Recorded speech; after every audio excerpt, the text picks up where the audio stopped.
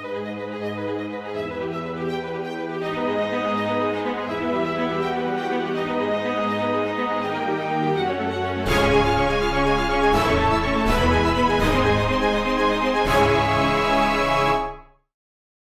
à tous d'être présents pour ce TGS Super Talents Assembled.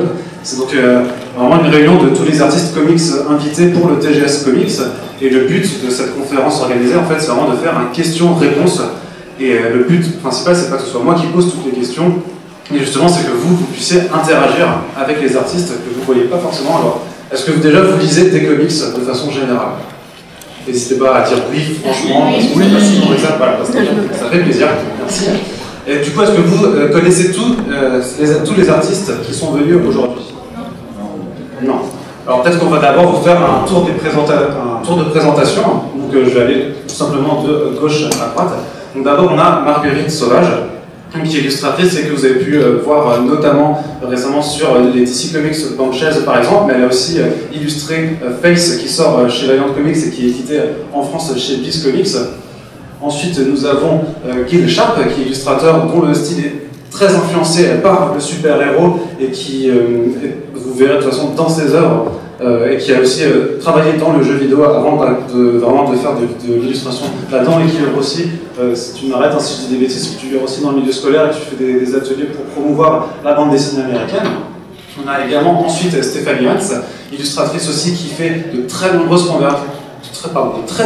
couvertures pour tous les gros éditeurs de l'industrie du comics, donc du Marvel évidemment, mais aussi du DC Comics. On l'a vu par exemple sur Batman ou sur Batwoman récemment. Ensuite, on a un artiste espagnol, donc là on a des artistes français, maintenant on a un artiste espagnol qui est Alberto Albuquerque, donc qui travaille aussi dans l'industrie pour des grands éditeurs américains notamment. Vous pouvez découvrir son travail principal en ce moment chez Gaina Comics, qui s'appelle Letter 44, qui est écrit par Charles Soule, qui est déjà à son 5e tome, je crois, par chez nous. Ensuite, nous avons une artiste américaine qui est venue de très loin, c'est Erika Henderson, elle aussi qui dessine, qui a beaucoup dessiné ces derniers temps pour Marvel Comics, avec Squirrel Girl, qui est traduit ici par Écurette, et que vous pouvez découvrir chez Panini Comics, qui a reçu un succès monstre aux États-Unis. Et enfin, nous avons Doug Braithwaite, qui est un artiste britannique, qui vient d'Angleterre, qui a dessiné pour tous les grands éditeurs de l'industrie américaine, que ce soit chez Marvel, chez DC, pour lesquels il a notamment fait Justice avec Alex Ross, et qui est en ce moment très occupé chez Valiant Comics, qui est, pour l'anecdote, donc l'éditeur qui a le 3e plus grand univers super-héroïque.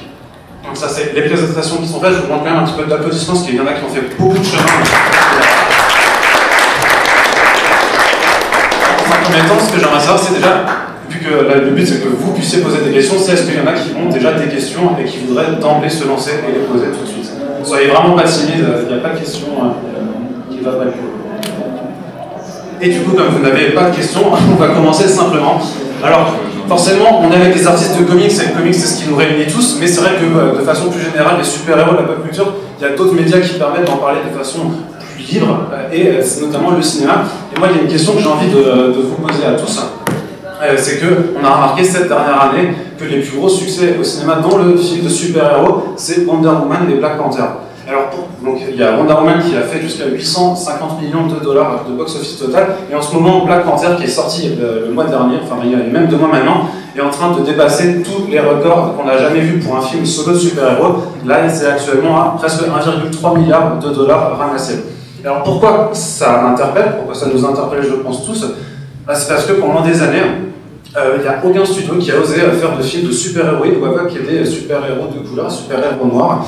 On les avait souvent dans les castes secondaires, mais les studios étaient très frileux à l'idée de faire des films avec vraiment le rôle central accordé à ce qu'on appelle à une plus grande diversité, en fait, d'avoir autre chose que le super-héros white male, comme on l'appelle le mâle blanc. Et du coup, est-ce que c'est pas en train de dire qu'il y a un changement qui est en train de s'opérer dans l'industrie de l'entertainment et du comic book movie? Alors, est-ce qu'il y en a un de vous qui veut commencer à prendre la parole sur ce sujet? Je vous laisse. Est-ce que Gaël, par exemple, tu veux commencer? Qu'est-ce que tu penses vraiment? Est-ce que le fait que ces films-là aient engrangé un tel succès à la fois critique mais surtout commercial montre pas qu'il y a un changement en fait qui s'opère dans l'industrie et qu'il va y avoir une plus grande diversité dans le cinéma de genre super-héroïque? Genre un micro juste là. Bonjour. Je pense que c'est des projets de cinéma qui est attendu par beaucoup de gens sans l'avoir forcément formalisé ou localisé. Et justement, comme tu disais, au niveau des entrées, la preuve est faite que ce sont des produits qui, marketés de cette façon, peuvent marcher en fait. Avec des diversités, avec super-héroïnes, des héros blacks ou indiens, amérindiens, ou autre chose. Si le projet est bien écrit, est bien ficelé, avec les bons acteurs, le bon casting, le bon réalisateur et tout ce qu'il faut, ça ne peut que marcher. Tu penses donc que c'est vraiment juste une question juste de bon marketing, il n'y a pas vraiment il y avait un réel besoin de... Non, il y a les deux en fait. Par exemple, comment ça se fait qu'on ait dû attendre 2017 pour avoir de nouveaux films de super-héros, sachant que les derniers c'était Catwoman et Electra qui n'étaient pas non plus super... Les studios n'étaient pas prêts pour. Et puis en fait, tous les films qu'on a maintenant, c'est grâce à Blade, qui a commencé en 98 je crois. Et même sur ce film-là, en fait, le mot Marvel, il était écrit en tout petit parce qu'ils n'étaient pas sûrs que ça marche. Donc si ça se voterait, il n'y a aucun problème, c'était pas un film Marvel. Et si ça marchait, finalement derrière ils ont fait un 2, un 3. Mais l'impact n'a pas été aussi important que ça parce qu'ils n'ont pas mis toute leur vie dedans en fait. Ils auraient pu être plus gros, plus énormes, mais ils n'y croyaient pas vraiment en fait. Donc voilà. Merci. J'aimerais bien poser cette question aussi à Erika Henderson, parce que je pense que l'impact culturel de Black Panther aux États-Unis a une toute autre réception. So, what would you think about the really commercial success of Black Panther in the United States, where it goes really the income of the movie has never been seen before for a solo superhero movie? I think it's great. I think also part of the success is that there's so many people who have been waiting for a movie that represents them, that there was this audience that was never looked at. I think the important thing is what happens next, because one of the reasons these things don't get made is because people in Hollywood are afraid of new things because they know what things have made the money before. And it's literally, it's something as silly as like the color of different actors in it. And so I think hopefully they'll see this and be less scared. They'll see Wonder Woman and be less scared. So we've made good steps, but I think I'm cautious about what's going to happen next, but I hope it's good. Donc ce que Erika nous dit, c'est que apparemment, effectivement, Hollywood avait peur de certaines choses qui ne pouvaient pas forcément fonctionner dans leur esprit, des choses aussi pourtant futiles que la couleur de peau, le sexe du personnage qui est principalement représenté. Et surtout, ce qu'elle veut voir, c'est ce qui va arriver après. Parce que là, c'est sûr qu'on peut s'extasier un peu ou se rendre compte du succès de Wonder Woman ou de Black Panther, mais ce qui va vraiment être voir, c'est est-ce que ces films vont réellement apporter un changement vers l'industrie. Donc il faut être très prudent par rapport à ce qu'on dit de ces films pour le moment et voir qu'est-ce qui va être développé par la suite. On sait qu'il y a par exemple un film Captain Marvel qui est en développement, mais qu'est-ce qu'il y aura après, notamment sur ces questions de représentation. Tu veux prendre le micro, tu veux... Doug, maybe? Just a brief thing. I think the fact that Black Panther's come around at a time when there's been a lot of change in Hollywood as well over the last year or so, obviously with scandals that have been going on. I think people were ready for embracing more diversity on screen in Hollywood, and the timing could have been better for Black Panther. As Gil was saying earlier, the actors, the directors, everybody involved on that film really wanted to do something special, and if they weren't as focused and as passionate as they were, it probably would have just done average stuff. They didn't make stealing it. No, exactly. No, they wanted to get this right. This is one of the most, I think it's one of the most ambitious projects Marvel's put out, and they wanted to make sure they got the best directors for this film. The best cast. Just ce qu'il dit, c'est que les gens, il y a eu des changements effectifs à Hollywood dans les mentalités ces derniers temps, et que maintenant le public était vraiment prêt à embrasser de plein fouet un super-héros qui montre une plus grande diversité. et que Marvel Studios surtout a mis beaucoup d'ambition dans ce projet, et sûrement plus que, parce que tous les gens qui étaient impliqués, du réalisateur à Ryan Coogler, aux acteurs, à toute l'équipe de production, c'est vraiment impliqué pour faire quelque chose de vraiment bien. Ça aurait été d'autres personnes, ça aurait peut-être juste été un film average, c'est-à-dire dans la moyenne, mais que là ils ont vraiment mis les ambitions pour réaliser un film qui dépasse du coup juste ce seuil moyen. Et du coup, est-ce que c'est quelque chose aussi qu'on peut observer justement sur le papier? Est-ce que c'est la même chose? Est-ce qu'il y a la même diversité de personnages? Est-ce qu'elle est aussi bien mise en avant? Notamment justement dans les travaux que vous réalisez en tant qu'artiste, est-ce que vous trouvez qu'il y a assez de place accordée aux personnages féminins, aux personnages de couleur, aux personnages de minorités, d'autres minorités? Stéphanie? C'est compliqué à dire en fait. Il y a beaucoup de forces qui poussent des deux côtés. Moi, je sais qu'en tant que créatrice, je suis aussi créatrice, c'est des questions auxquelles je réfléchis à mes personnages. En tant que créatrice blanche aussi, c'est difficile au début. Quand on commence à dessiner, on dessine toujours ce qui nous ressemble en premier. Donc forcément, faire des personnages qui sont, même faire un personnage principal qui serait un homme, ça serait déjà faire un pas de côté. Et ainsi de suite en fait. Après on rentre dans les histoires de gens et on y réfléchit aussi parce que c'est des gens qui nous suivent, c'est des gens qui nous aiment, on a envie de leur parler, on a envie de les écouter. Moi je sais que mon premier lectorat sur le Journey into Mystery c'était beaucoup des femmes et je disais que j'ai été en fait. Et c'est du public qui me suit depuis cette période-là. Et j'ai envie de raconter aussi des histoires. Mais c'est mon histoire personnelle. Après, les histoires elles sont écrites et elles sont faites et elles sont produites par des gens qui écoutent leur lectorat aussi.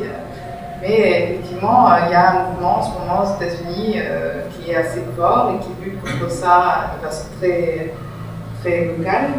Et des fois c'est difficile, mais on y réfléchit. Faut se rappeler quand même que la semaine où il y a eu l'autorisation du mariage gay aux États-Unis, il y a 2 super-héros qui sont mariés chez Marvel la même semaine.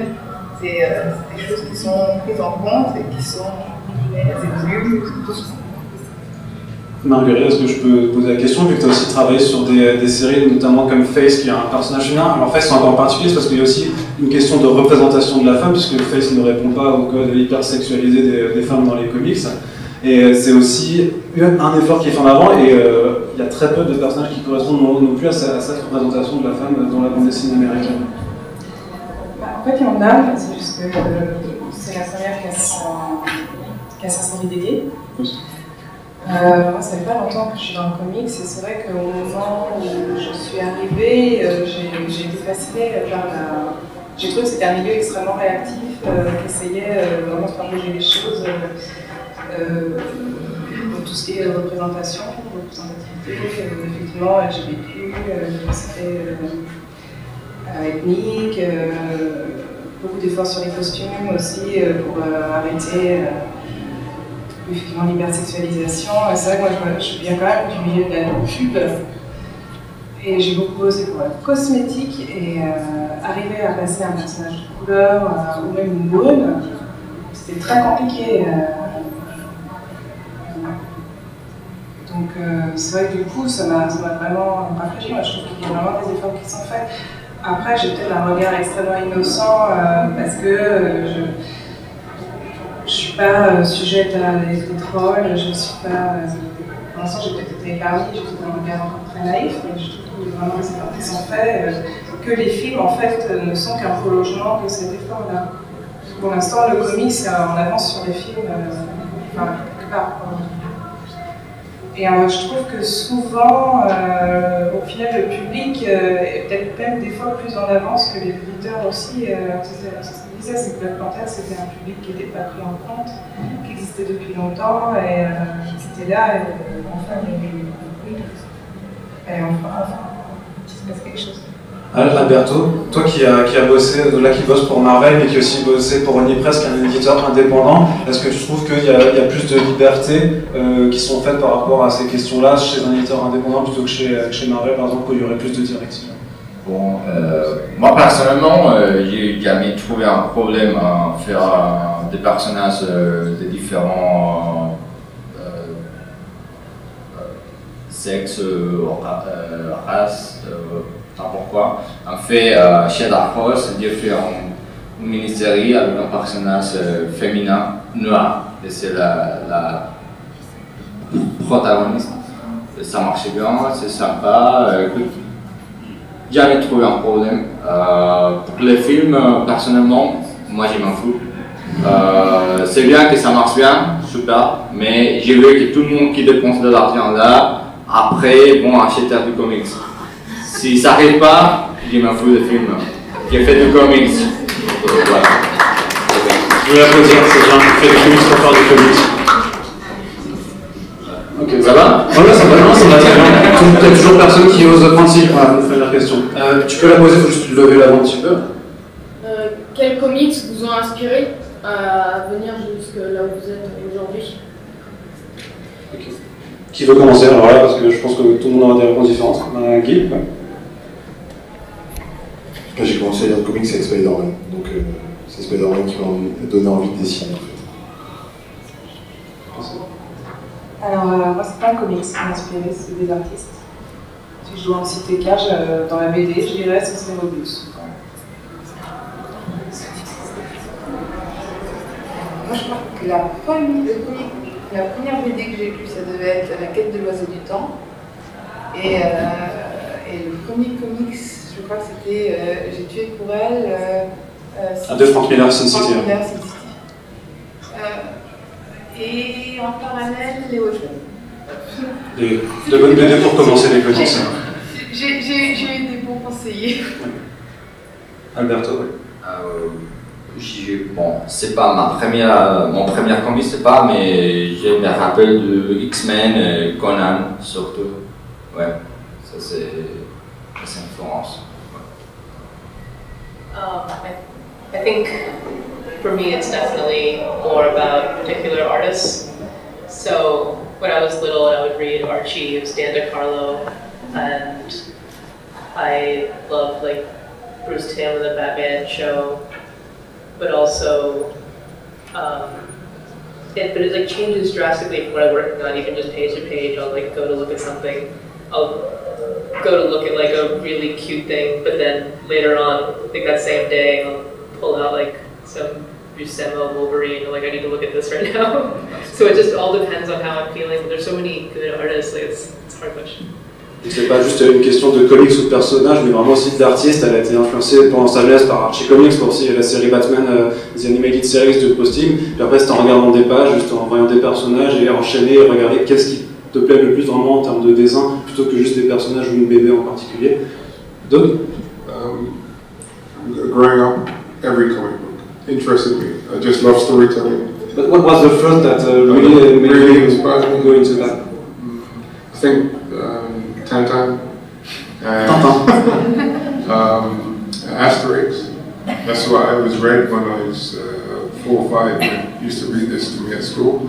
And then I found Marvel Comics, and I loved all the artists, but my favorite artist was John Buscema.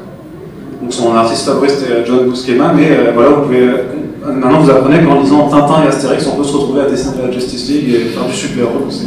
Tous les chemins mènent au super-héros. Mais justement, est-ce qu'il y a quelque chose qui est facile, parce que vous venez tous de pays différents, donc pour Erika, je dirais que c'est normal parce que c'est dans la culture américaine, mais les super-héros, c'est pas forcément la culture française, c'est pas forcément la culture espagnole. Qu'est-ce qui vous attire dans cette industrie, dans le fait de dessiner ces super-héros? Non, mais en même temps, enfin, la génération, la mienne, celle qui est à peu près quarantenaire maintenant, probablement, on a tous lu du Strange, quoi. Enfin, je connais pas quelqu'un de mon âge qui n'a pas eu un Strange entre les mains et une dizaine derrière. C'est pas... Mais je pense que ça a influencé, en tout cas tous les dessinateurs que je connais. Genre, on vénère Vuitton encore maintenant et ainsi de suite. C'est important, ça fait partie de la culture pop. On travaille vraiment dans la culture pop. Elle fait partie. Guy, de ton côté, qu'est-ce qui t'attire vraiment ça t'influence beaucoup? Qu'est-ce qui t'attire dans la figure super-héroïque? Le travail anatomique en fait, au niveau du dessin. Et les couleurs, les costumes différents, les valeurs aussi. Voilà, de courage, de noblesse, ce genre de choses. C'est ça qui m'intéressait au début. Puis voilà, en gros. Ok. Alors, moi je pense que je vais plutôt rejoindre ce que disait Doug qui parlait de storytelling, c'est que ce qui est intéressant, c'est de raconter des histoires. Les super-héros, c'est juste un moment comme un autre pour raconter et véhiculer un message. Pas de fascination particulière pour la stature de certains personnages. Moi je peux être fascinée par des. On est tous des héros à notre échelle, je ne sais pas comment dire. C'est une métaphore. C'est vraiment comme ça que je le vois. D'accord. Est-ce que quelqu'un a une autre question à poser encore? Oui, monsieur, vous voulez la poser très fort. Moi je veux savoir, les films de super-héros s'inspirent des BD. J'ai l'impression que les BD commencent à reproduire de plus en plus les schémas qu'on voit dans les films en fait. Ça commence à s'inverser. L'inspiration, style par exemple dans Marvel, les gemmes de l'infini qui ont une autre couleur dans les films et que dans les BD elles vont changer de couleur, prendre les mêmes couleurs que dans le film pour correspondre au film. D'accord, donc l'influence des films sur les comics qui sont publiés. Alors ça c'est aussi une question qui est souvent abordée. Maybe Erika, would you like to answer that question about the influence of the movie, for example Marvel Studio movies, on the Marvel comics? He told the example of the Infinity Stone that has now the same color as the color they have in the movies. I think it's really hard for people who are making comics to keep the movies separate because everyone who's making comics is a comics fan. And so you think about that stuff, it feels like it's part of the same stories, even though it technically isn't. And so, part of it I'm sure is marketing, but then there's other things where I just saw a preview page for a new Punisher story, and Punisher looked a lot like John Barenthal. So I think it's just hard to separate everything when there's so much out there and you're looking at all of it. Donc c'est très difficile pour elle en fait de séparer vraiment ce qui se fait dans les comics et dans les films parce que tout dessinateur de comics est de toute façon un fan de comics, donc c'est influencé aussi par les œuvres qu'il regarde. Et il y a forcément aussi des décisions marketing qui sont pareilles, parfois ça rajoute aussi l'illustrateur qui aura vu par exemple The Punisher et qui va dessiner machinalement avec un visage qui ressemblera à John Barthel, l'acteur qui joue le Punisher. De toute façon, les costumes ne sont pas figés. Wonder Woman elle est passée par au moins une quinzaine de costumes depuis sa création, et avec tous les super-héros sont passés par là aussi. Le premier costume de Hawkeye par exemple, il est quand même à des Bucky c'est l'exemple type, on est à des milliers et des milliards parce que c'était au début, il était un gamin, il avait 14 ans, il avait une petite blouse bleue et un shirt. Voilà. À l'époque, il n'y avait pas Marvel Studios. Non, il n'y avait pas, mais il était déjà passé par des redesigns avant d'arriver dans le film. C'est que c'est pas figé. Et pour le moment, c'est ça, c'est aussi ça en grande partie dans le comics, mais ça bougera encore. Dans 3 mois ou 3 ans, il y aura quelqu'un qui sera embauché pour faire un redesign pour la Reine Couronne. Tout à fait, mais je me rappelle quand la première film de X-Men est sorti. Après ça, les comics ont commencé à faire les mecs, les personnages super-héros en cuir. Et ils ont laissé les costumes habituels, colorés et tout ça. Non, mais ils ont suivi les films. Donc c'est vrai qu'il y a une influence assez forte des films sur les comics. Mais ça change, bien sûr, c'est comme tu disais. Ça change tout le temps, parce qu'il faut faire des trucs différents. Oui, tout à fait. Tout à fait. Exactement. Les shorts qui étaient arrivés à un moment sont partis. Voilà, c'est ça. Mais oui, c'est évident. I was just going to say I agree with you because, I remember a time when the films were influenced by the comic books. They follow scenes or storylines that suddenly appear in the film. I remember where that came from. So they feed off each other. You mentioned the Punisher, the new Netflix series. That's based on the storyline that I drew in Mother Russia. The character in there, I can't remember his name, the lead villain, is a character that I designed and I had no idea. So I only just found that out about a month ago. So yeah, they as I said, they feed off each other still. Yeah, but I think the films are influencing the actual comic books more so, because I think people want to see more realistic portrayal of the costumes in the comic books. And, me, I'm very traditionalist. I like the bright colours, but they don't translate very well on film. So. Donc Doug dit en fait que les comics et les films s'influencent les uns les autres, c'est vraiment quelque chose ça va dans un sens et dans l'autre, même s'il pense qu'effectivement en ce moment les films ont une influence qui est plus importante, mais que par exemple quand il a regardé la série Punisher sur Netflix, il y avait des passages où il se rappelait qu'il les avait vus depuis la BD, et forcément de toute façon les films et les séries ne peuvent pas se faire sans un matériel original, avant d'avoir de très bons scénaristes, en général ils vont piocher des éléments dans la BD, c'est aussi ce qu'on appelle le fanservice, de retrouver des choses qui font plaisir du coup aux lecteurs de comics.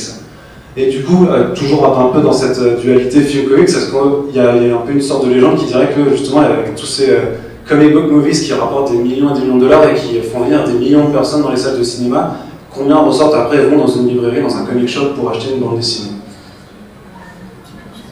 Alors, Gabriel, si tu veux. On t'entend pas. Il y a 10% environ, je pense.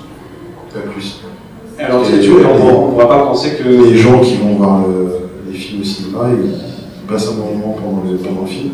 Après, ils retournent à leur hobby habituel. Ils ne sont pas forcément intéressés de savoir plus sur les personnages et surtout de connaître l'origine et comment dire, la version vraiment BD avec toute cette possibilité du personnage qui est venu voir au cinéma. Donc, en gros, 10% de ces personnages vont s'intéresser et racheter un comics derrière pour en savoir un peu plus.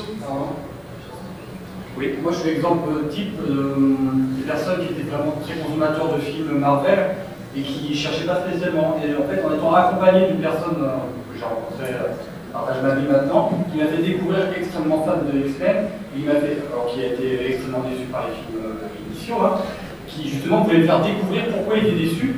Et j'en ai bouffé et ensuite devenu fan, mais parce que j'étais accompagné. Je pense que si tu n'es pas accompagné par quelqu'un qui connaît la chose et qui t'est pied à étrier, parce que c'est quand même des séries qui sont quand même énormes pour parler des X-Men, tu peux être vite perdu en fait. J'ai l'impression que les éditeurs ne sont pas très facilitants pour mettre pied à étrier au nous entre guillemets. Je ne sais pas trop les Français. Alors, pour le coup, moi, toutes les conventions aux États-Unis depuis parce que 8 ans maintenant. Ça fait un bout de temps, c'est un métier. Moi, j'ai vraiment vu les gens qui venaient changer, littéralement. C'est-à-dire qu'il y a eu un appel d'air, il y a un appel d'air qui se fait, qui vient des films, des gens viennent parce qu'ils ont vu des films, ils achètent, souvent dans les conventions d'ailleurs, leur premier comics. Après, c'est pas forcément des gens qui restent. Ils vont acheter quelques numéros, ils vont s'intéresser à un jeu par-ci, ou plutôt acheter des produits avec un début et une fin. Mais vont pas forcément réussir à prendre le train en marche. Alors maintenant, DC et Marvel font des mélanges comme ça qui aident un peu justement les nouveaux lectorats, mais au final, c'est un petit peu effectivement il y a plus de gens qui viennent parce qu'ils ont vu, mais ils sont plus intéressés par ce qu'il y a autour du comics que par le comics en lui-même. Ils vont en acheter un ou deux, c'est des collections, des beaux trucs à montrer, mais ils ne vont pas forcément rester pour le long terme.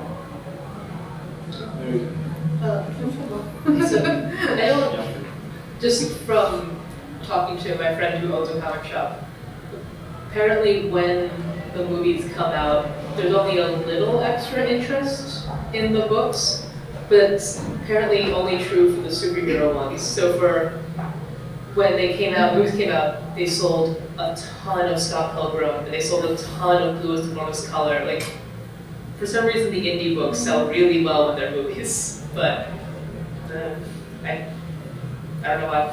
Donc de son expérience, en fait, la vente de bande dessinée après la sortie de films, ça ne fonctionne pas pour ce qui est des films de super-héros, mais par contre pour les bandes dessinées indé, ça marche beaucoup plus. Par exemple, quand La Vie d'Adèle est sortie, il y a ça vient d'une bande dessinée qui s'est vendue apparemment à des milliers d'exemplaires de son côté.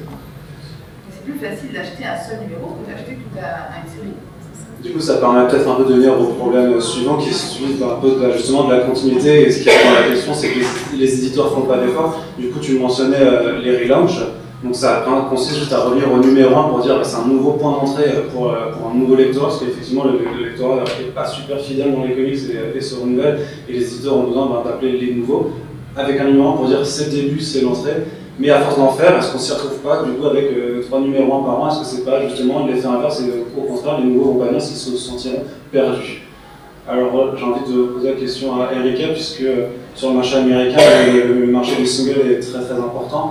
So, does the relaunch of Marvel or DC Comics or any editor has the inverse effect of what it's supposed to do, which is lose the potential readers instead of attracting them to the comic book shops and make them read single issues?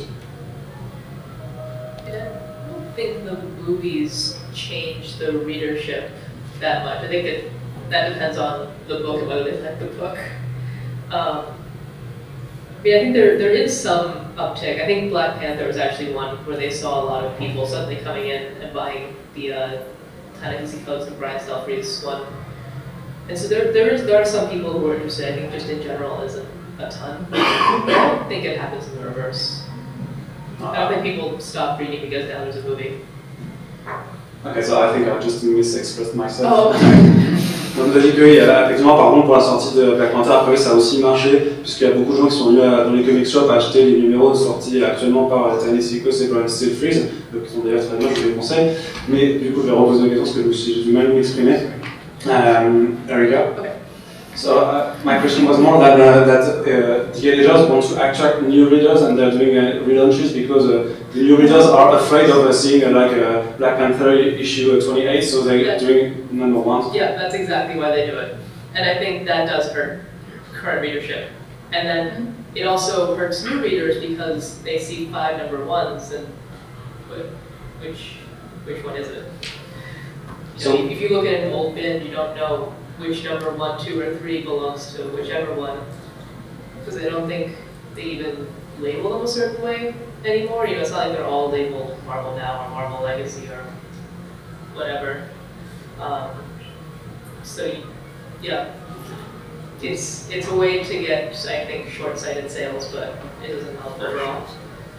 Donc c'est vraiment l'effet de ces numéros 1 qui s'enchaînent continuellement, c'est de se retrouver dans un comic shop avec 5 numéros 1 d'un même titre, mais c'est pas forcément parce que l'éditeur fait pas non plus tout le temps les efforts de bien marketer la chose sur la couverture, donc il y a parfois des sites comme Marvel Now, Marvel Legacy ou Fresh Start bientôt, mais le lecteur qui n'a pas l'habitude de lire des comics, ça arrive comme ça, il se sent perdu, du coup ça court-circuite les ventes de something. I think it's very short-sighted of the companies. I mean, DC tried revamping their characters 4 or 5 times in the last 6-7 years, you know, and it's only now that they seem to have hit onto something that everybody seems happy with. You know, I think you should give the readers a benefit of the doubt. You know, it's like when I read collected comics when I was younger.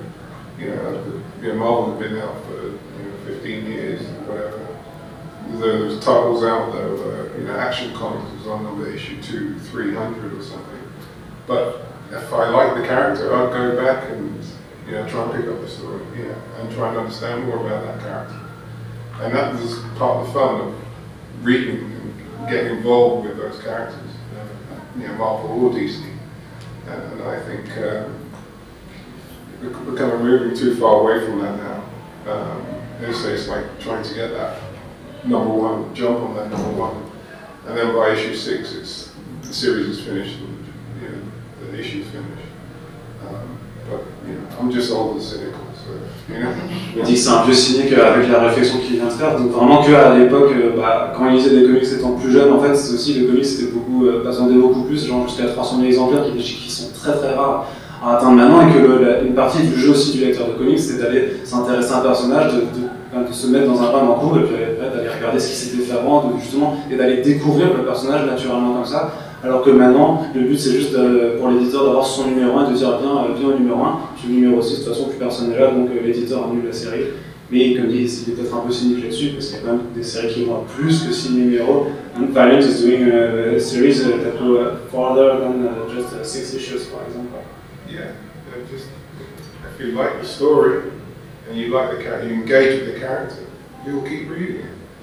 Donc c'est vraiment si on s'intéresse au personnage, si on aime l'histoire, c'est naturellement qu'on va continuer à lire des comics. Est-ce qu'il y a quelqu'un de vous qui a une question à poser en plus? Non. C'est bien dommage. Oui. Ben non, mais est-ce que vous lisez, par exemple, ça c'est... Parce qu'il y a la VF et la VO, donc est-ce que vous avez le réflexe d'aller dans des comic shops, par exemple, et de suivre des séries au format single, vraiment, donc les petits fascicules de 20 pages ou pas? Est-ce que c'est un réflexe que vous avez, par exemple? Ou est-ce que c'est quelque chose à laquelle vous êtes complètement imperméable? Oui. Moi, j'adore la BD, les formats comics, franco-belge et manga. J'aime bien avoir le bouquin comme ça, relié dans la bibliothèque. Plutôt l'album. Les petits, je les achète pas quand ça sort en deluxe, on va dire. C'est plus facile à ranger dans la bibliothèque. Je crois que c'est aussi un truc un peu culturel. Ici en France, il y a la culture d'album. Le format, c'est l'album, c'est cartonné, c'est dur, ça fait du vrai. Les fascicules, c'est souple, ça fait cheap. Donc c'est ça au moins ce que je comprends après aller parler avec tout le monde qui vient. Dans la bibliothèque, tu l'aimais comme ça, il tombe, mais tu l'aimais comme ça. Ah non, moi, oui, je suis d'accord. J'ai commencé à collectionner avec les souples parce qu'en Espagne, c'était plus suivant de trouver les souples. C'est moins cher, ça te permet de suivre moins et de faire ta collection sans dépenser beaucoup. Donc, pour un gamin, c'est plus simple d'acheter un souples qu'acheter un béton. Mais oui, maintenant, je n'achète pas de souples. C'est normal. Il n'y a pas d'espace.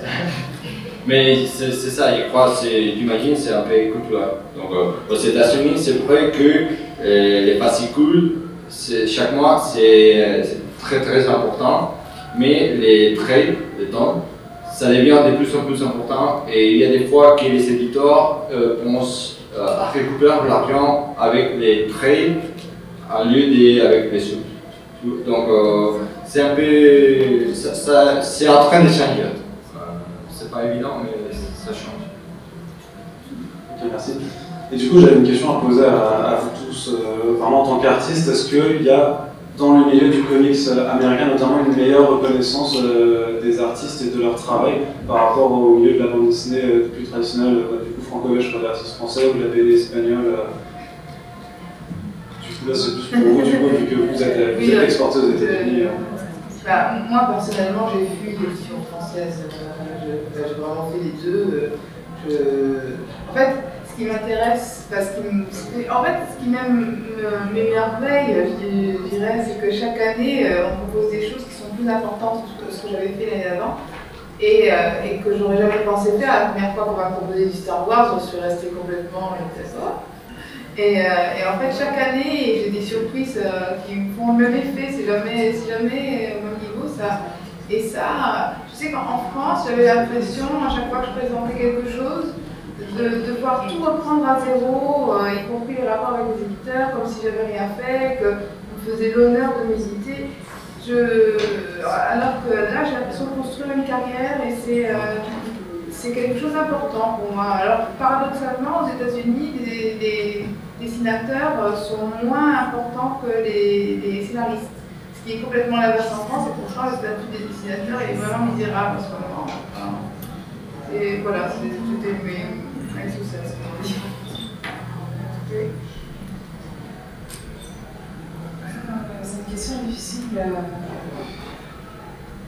Alors moi j'aime beaucoup travailler dans le comics, effectivement. J'aime beaucoup la méthode de travail, ça n'a rien à voir avec la bande dessinée franco-belge. Après, j'ai pas assez d'expérience avec le franco-belge pour vraiment pouvoir comparer. Mais par contre, je suis les voix des auteurs de bande dessinée qui effectivement sont face à une précarité qui ne fait que s'accroître. Et je trouve leur lutte est extrêmement légitime.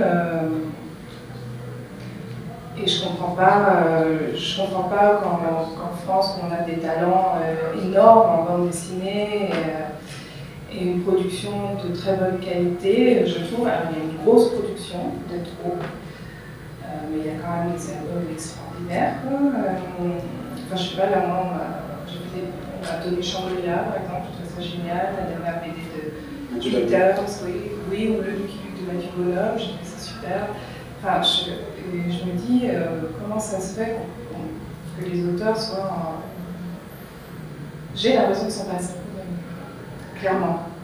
Ou qu'on leur laisse pas, enfin, par exemple, le principe de la dédicace gratuite, ou de ne pas être payé. Par exemple, le sondage qu'il y a eu au Salon du Livre, où les interventions n'étaient pas payées. Alors là, c'est des auteurs jeunesse, mais aussi des auteurs de télé, il y en a qui font les deux.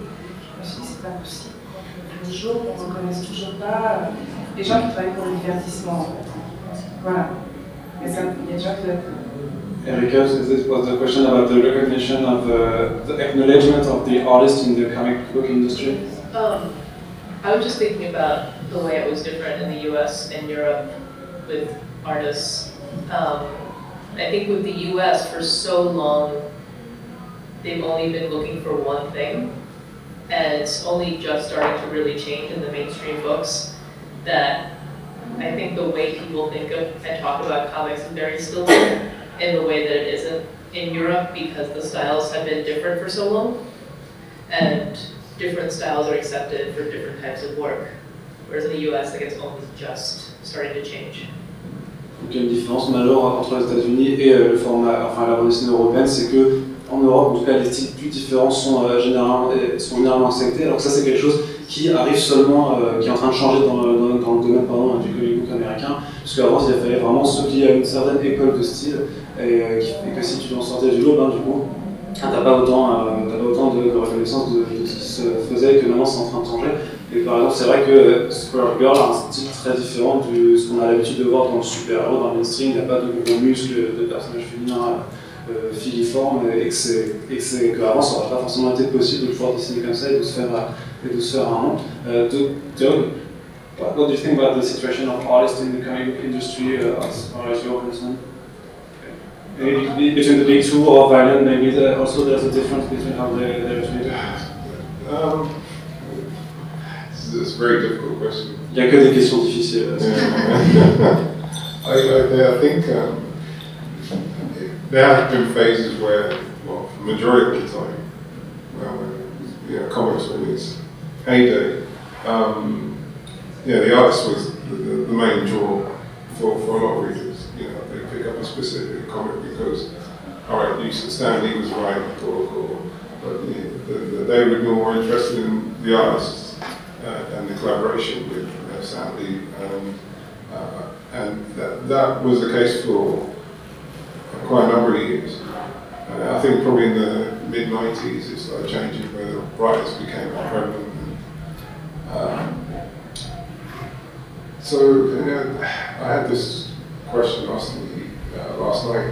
I think it's a balance now. Things have changed so much. There's so many creators coming into the business who do it all themselves now. They're buying Andrew. I think that's really good. That's changed the kind of demographic quite a lot. And for me, comics has always been a visual thing. If I wanted to pick up a comic, it's like I was never really that interested in the writer. And that's just the way I am, but it's different for everybody else. I think there are people who still pick up the comics because of specific artists. The writers have a lot more say nowadays than they used to. But I think it is a 50-50. I think one does not work without the other. You can have a great writer on the series, and if you're a bad artist, no one's going to pay any notice. So I think the editors realise that, and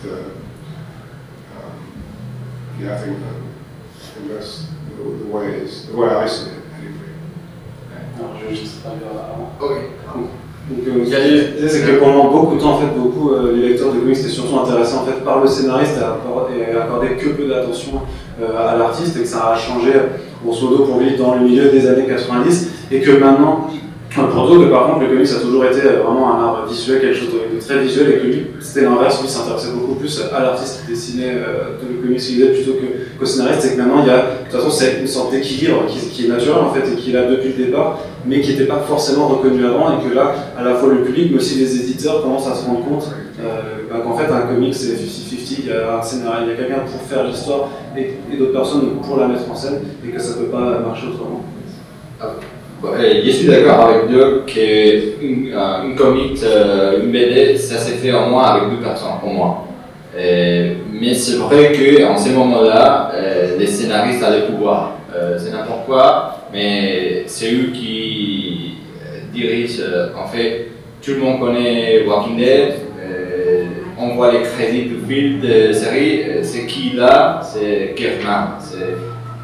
Charlie Adler, il n'est pas là, donc ça appartient à 2 personnes, mais il y a un qui a un peu plus, je vais dire de pouvoir, plus de poids, voilà, c'est ça. Et en fait, j'ai trouvé ça avec les éditeurs de fois, j'ai fait des creators. J'ai pas de nouvelles, c'est les scénaristes qui me contactent, qui me disent écoute, il y a des contacts avec les films pour faire une adaptation, blablabla. Mais tu sais, pourquoi tu sais ça? Et j'ai pas reçu de livres. C'est l'éditeur, il m'a contacté, et tu n'as pas reçu l'email? Mais non, ça m'appartient le même qu'à toi, mais l'éditeur même parle avec les scénaristes, mais il ne parle pas avec l'artiste, forcément. Parce qu'il considère que la série ou n'importe quoi, ça appartient au scénariste. C'est l'histoire des scénaristes. L'artiste, c'est un mec qui est là pour faire n'importe quoi. Et même, des fois, même les lectorats, c'est un peu pareil. Ah ouais, j'aime bien la BD, j'aime bien les comics, l'histoire c'est super. Allez, ça n'est pas mal non plus. Hein. Donc, tu vois, un scénariste avec, sans dessinateur, c'est un écrivain d'un roman.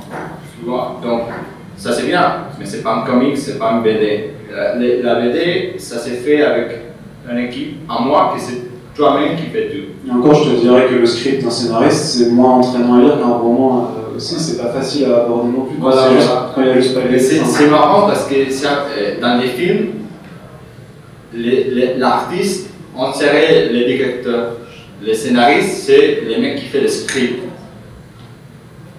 Normalement, je connais beaucoup de films de Tarantino, de Scorsese, tu vois, mais je ne connais pas forcément tous les écrivains de script pour ces films, tu vois.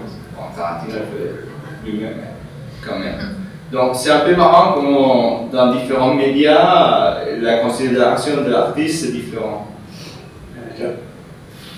I think there's 2 things, and one of them, especially for American comics, is it's much easier to say Matt Fraction's Hawkeye than Matt Fraction and David Aja and Annie Wu and like everyone else, you know, all the other artists Hawkeye, because so many artists tend to work on one run because the schedule is so insane. The other part, you talk about... Just going to translate that. Donc il y a un problème aussi aux États-Unis, c'est qu'on se souvient beaucoup du nom du scénariste parce que par exemple, elle prend l'exemple d'un titre Hawkeye de Matt Fraction. On se rappelle du Hawkeye de Matt Fraction et parfois du Hawkeye de Matt Fraction et David Aja et Annie Wu parce qu'en fait les artistes se succèdent et parfois des rythmes effrénés, parfois il y a plusieurs artistes sur un même numéro et parfois sur 5 numéros tu vas avoir 7 artistes différents et du coup on se retient justement le seul nom qui est le plus stable. Le deuxième point. And you had mentioned directors. I think that falls into part of what I'm saying. I think when someone is looking at a comic, they don't know how much is put in by who. And so if you look at a movie, the director gets top credit, but how much did he have to say about the costumes and the sets? How much of the script did he change? How much of what was empathized was the actors? How was the editing? And so much of that can be from the artist, you have no idea. Donc une autre différence, par exemple, quand on regarde un film et que justement Albert disait qu'il n'y avait que le réalisateur qu'on retenait, mais on voit le travail du réalisateur parce que c'est lui qui est crédité en dernier, qui a le top crédit. mais dans le travail que vous voyez dans le film, qu'est-ce qu'il a vraiment fait sur l'image, qu'est-ce qu'il a fait pour les costumes, pour les décors, pour les acteurs et leur direction, pour le montage pardon, du film, pour aussi qu'est-ce qu'il a pu réécrire ou toucher au scénario, et ça c'est des choses qu'on ne sait pas, on voit juste son nom et avec le film qui lui est complètement crédité. J'attends toujours que vous leviez, moi aussi, pour poser des questions sur ces questions. Non, toujours pas. Oui, Marguerite. Juste un détail totalement technique, c'est que le dessinateur il met beaucoup plus de temps à faire l'histoire que le scénariste. Le scénariste peut être plus présent dans l'industrie en travaillant sur une série en parallèle, alors que nous, c'est un peu compliqué. Et du coup, justement, par exemple, sur Face, tu fais pas tous les numéros en entier non plus, tu fais des séquences de flashback, de rêve même, c'est de rêve plutôt, parce que justement, faire 20 planches par mois, c'est une cadence qui est vraiment trop élevée. Oui, puis j'ai été occupée sur d'autres choses en parallèle. Voilà. D'accord. Et justement, j'ai une question que j'avais posée aussi, parce que vous partagez aussi le travail à la réalisation de planches intérieures, vraiment de bande dessinée, et aussi tout ce qui est cover artist, donc faire les couvertures. C'est quoi un peu les différences, vraiment le challenge en fait qui vient dans l'un ou dans l'autre. Du coup, entre faire juste une couverture, enfin pas juste, mais faire une couverture et dessiner une planche intérieure, ça implique pas du tout la même façon de travailler. Je pense qu'on va avoir tous une réponse différente. La cover, c'est un travail d'illustration, une image qui doit suffire en elle-même. Une planche, c'est du storytelling. Tout à l'heure, donc effectivement on est costumier, directeur, chef-op, tout ça dessus. Hein. Effectivement il y a une compo aussi, une composition pas pensée, mais ce qui compte c'est la fluidité de l'action, l'émotion qu'on peut transmettre. Ouais, c'est différent. C'est très différent. Alors, je pense que ça va être complété par mes collègues.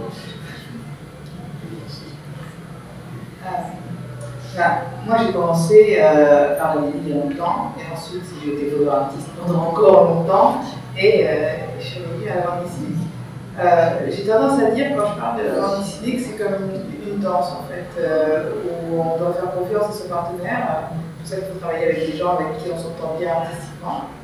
Je sais que moi je travaille souvent avec Kéran Guilhem par exemple, parce que j'aime vraiment beaucoup la façon dont il écrit, mais surtout j'aime beaucoup la confiance qu'il a en moi. Je sais que de temps en temps, quand il est pressé, il fait le coup du Marvel Way. Alors, pour ceux qui ne savent pas exactement ce que c'est le Marvel Way, c'est en gros, on va dire bon là, on va dire qu'il se passe ça, et puis il se dirait ça, puis tu me fais une page. En gros, c'est un peu ça. Et moi, ça me terrifie, j'aime bien en même temps. Du coup, c'est l'impro en fait. C'est vraiment oui, je décide de combien il y a de cases, est-ce que je dessine du temps que l'action se passe, mais il me fait confiance et moi je lui fais confiance aussi. Et en fait, c'est comme ça que ça doit se passer pour moi, en tout cas. C'est que il faut que l'action se passe bien et que ce que je ne peux pas dire en dessin soit dit en texte et l'inversement. Après, pour la couverture, notamment pour la couverture de comics, c'est quand même vraiment différent dans la mesure où les couvertures sont faites au moins 3 mois à l'avance. Du coup, les 3 quarts du temps ne sont pas dessinées, voire pas écrites. Et suivant les rapports qu'on a avec les éditeurs, parce que chaque éditeur est différent, on va être embauché pour une chose ou une autre. Moi, je suis beaucoup embauchée pour faire des choses qui sont un peu iconiques, mais qui sont aussi un peu génériques. Mais qui sont jolies et un peu puissantes, comme ça. De temps en temps, j'ai un peu d'histoire, alors je trouve qu'il faut faire quelque chose au bout. Mais faire une couverture, en réalité, c'est faire un produit d'appel, c'est faire quelque chose qui se voit bien au milieu de tout un tas de couvertures, et c'est faire quelque chose qui appelle la bonne personne. C'est à qui on veut raconter une histoire. Parce que si on veut raconter une histoire à quelqu'un, finalement, c'est les quarantenaires blancs qui vont, alors que toi tu vises la fillette, et inversement. Il faut savoir à qui on s'adresse et comment lui parler, parce que chaque génération a ses codes, et c'est un travail à part entière, un travail de graphiste et d'illustrateur en même temps. Il faut être un bon dessinateur d'intérieur et complètement rater ses couvertures, c'est deux métiers différents. I was just going to say very quickly that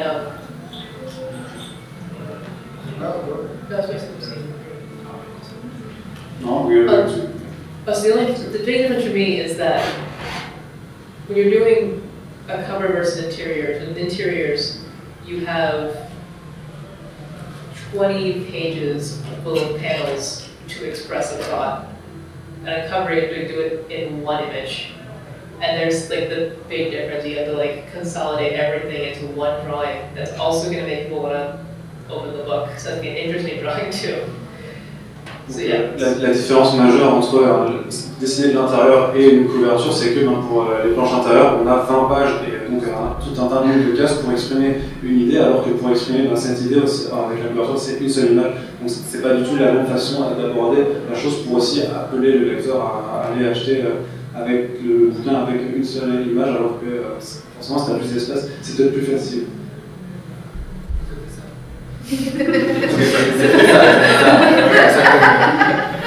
Ok, du coup, on a le temps peut-être juste pour une dernière question, si quelqu'un veut profiter de cette dernière question pour se lancer, sinon on va conclure là, mais ce sera bien. Vous ne les reverrez pas si souvent après, donc c'est vraiment. Mais ça, c'est pas grave. En tout cas, je vais vous remercier en tout cas d'avoir été. Savoir sur quoi il travaille en ce moment. D'accord. Sur quoi travaillez-vous en ce moment? Sur quoi peut-on vous voir travailler en ce moment? Moi, je viens juste de finir le tout dernier chapitre des DC Blanchas. Donc la série DC Blanchas United. C'est ça. Qui se finit donc. Et puis je fais des couvertures ce soir. Voilà, j'ai entamé le nouveau projet. Je vais entamer ces choses. Reste particulier, je suis artiste freelance, donc je passe à la commande. Voilà.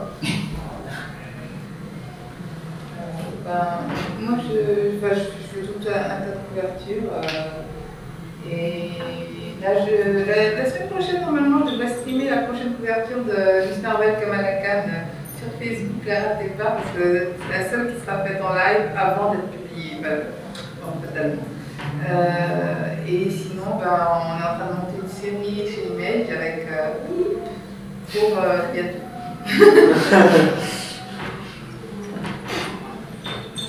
Moi maintenant, je viens de finir l'État 4 quelques temps avant et j'ai fait en ce moment-là un one-shot chez Marvel avec Dora Milaje et Spider-Man qui s'appelle Wakanda Forever. Et c'est ça, c'est la première d'une série de one-shots avec Dora Milaje comme personnage principal. I just finished my run on Squirrel Girl, so my next thing is not announced, but it's going to be an action mini, and after that, it was announced, we'll be doing a young adult graphic novel series with Brandon Montclair. If you want to finish. I'm currently working for Van Comics. I'm just finishing up a series with Bloodshot Salvation, and afterwards I've got another project of mine which I can't talk about, but I should be starting that in a month or so, it should be pretty good, looking forward to that, and that's it. Donc d'autres travaillent sur fini Bloodshot Salvation avec Jeff Lemire qui arrivera à fin d'année, je me semble, chez Bliss Comics, et là il travaille sur un autre projet chez Valiant Comics qui ne peut pas annoncer, il a répété toute la journée, ça me fait un peu rire. Et par contre, je voulais traduire Erika, je suis désolé, qui a donc fini aussi un très bon run sur Squirrel Girl, qui a découvert donc chez Panini en ce moment, et qui travaille aussi sur un projet indé à venir, dont elle ne peut rien dire, parce que c'est le principe de l'annonce qui doit venir un peu plus tard, sinon c'est du spoiler. En tout cas, je vous remercie de votre attention. Soutenez les artistes que vous aimez, et soutenez le comics en général. Et très bonne fin de salon si vous revenez demain. Vous pouvez les applaudir. Merci à tous.